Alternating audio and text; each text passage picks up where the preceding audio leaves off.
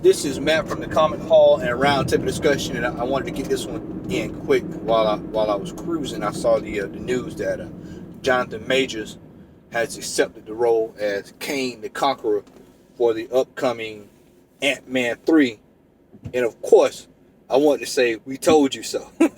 We told y'all that this was probably coming down the pike about a year or two ago.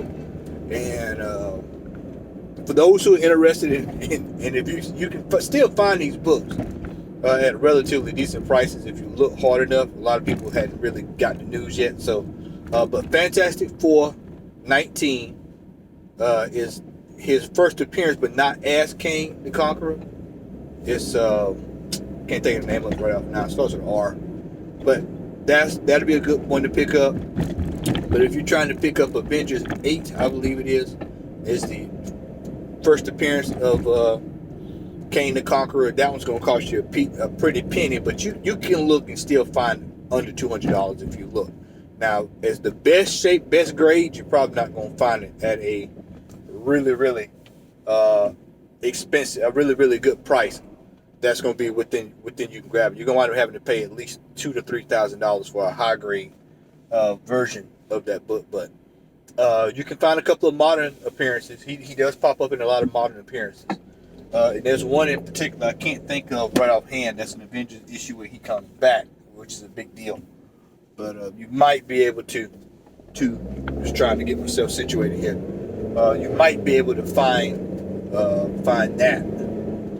But for the most part, man, this is something that we had said was coming a while ago.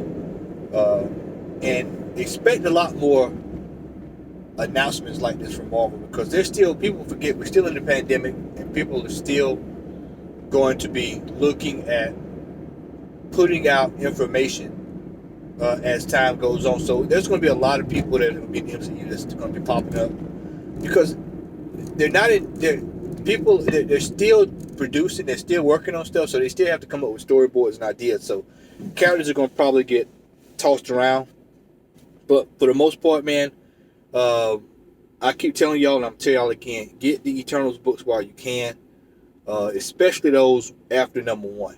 I think 5 through 14 is probably, 2 through 14 is probably going to be where you want to go.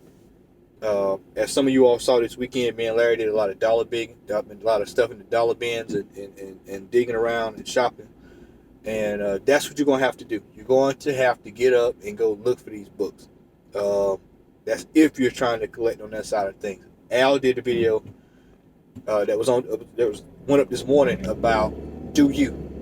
And I agree. If you're not into collecting and you just want to get books to read them, do you. But if you're looking at speculating or whatever, I can tell you, or you're looking at collecting for long term, I can tell you, you better get up and go look. And you better drive around. Because a lot of these books are out there to be had, but the problem is that people just don't want to put the time into it to look for them. And but other than that, man, I mean, I think it's cool. Kang the Conqueror is a major villain. I think what's going to happen, just from the outside looking in, and we'll probably talk about this on the show Saturday, is I think Kang the Conqueror is going to be the Loki per se of this new phase of the MCU, where he's going to pop up all over the place, because he's a time traveler, so he can kind of pop up all over the place.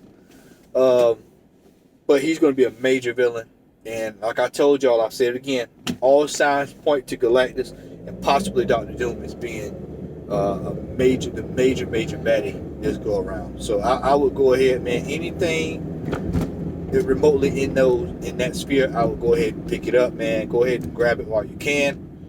And who knows, man? You might strike gold, but don't just try to get it. If you're trying to get that first Kang, go ahead and try to get it this week, next week. But after that, man, it's probably going to be out of reach. It's going to be one of those books that's going to probably be long gone.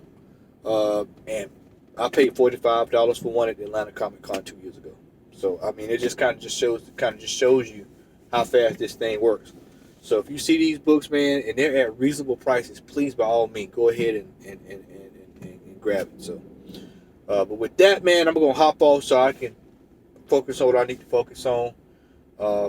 Matt from the Comic Hall Roundtable Discussion. We got more stuff coming this week. Stay locked in. Peace.